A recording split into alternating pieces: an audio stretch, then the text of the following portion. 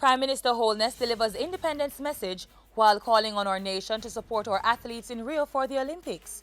You're watching Jamaica House Weekly. I'm Carrie-Ann Smith.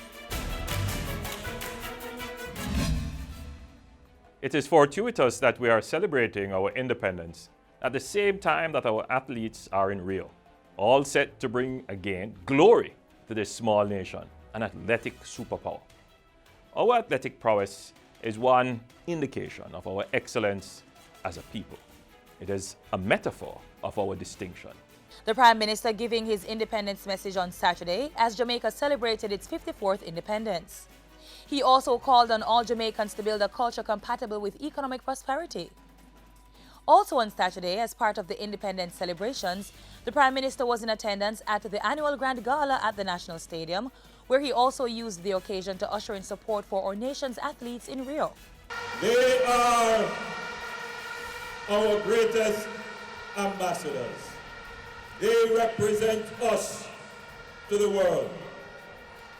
And I know that we are all praying for them, willing them on, and I want to say to them, good luck, work hard. I know that you will win and bring home gold and glory for Jamaica. He also used the occasion to encourage all Jamaicans to care and to protect our children.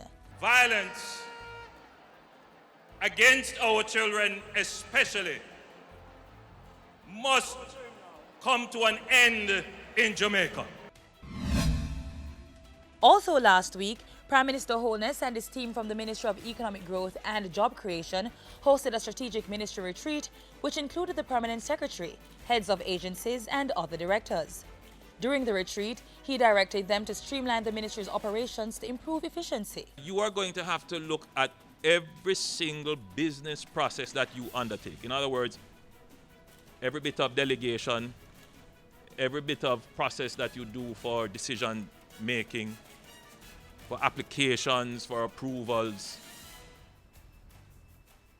How can we bring in technology?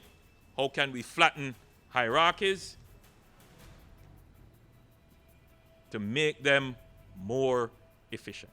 Also speaking at the retreat were ministers without portfolio in that ministry, Dr. Horace Chang and Darrell Vaz, who called for greater collaboration among all sectors in government. We look at how we can efficiently collaborate and each sector working with each other in a synergistic manner rather than a contentious and competitive manner.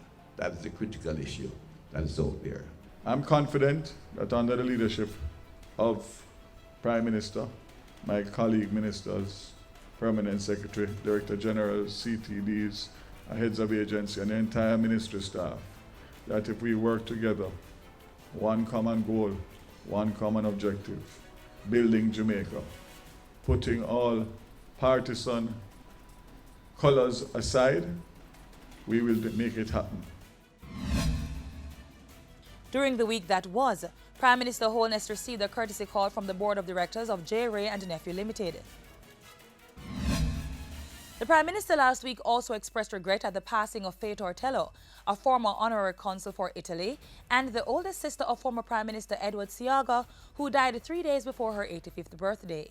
In a statement, he described Mrs. Tortello as a savvy businesswoman who brokered a number of projects at no cost to the government, including the rehabilitation of the JPS power plant at Old Harbour and the Bustamante Children's Hospital. Tribute was also made by the Prime Minister to the late television producer and founder of Phase 3 Productions, Richard Forbes, affectionately called Pardy, who died last Wednesday. He described him as a man of great vision who transformed film and television production in Jamaica. And that's how we close this week's Jamaica House Weekly. Join us next time for more of the stories coming out of the office of the Prime Minister.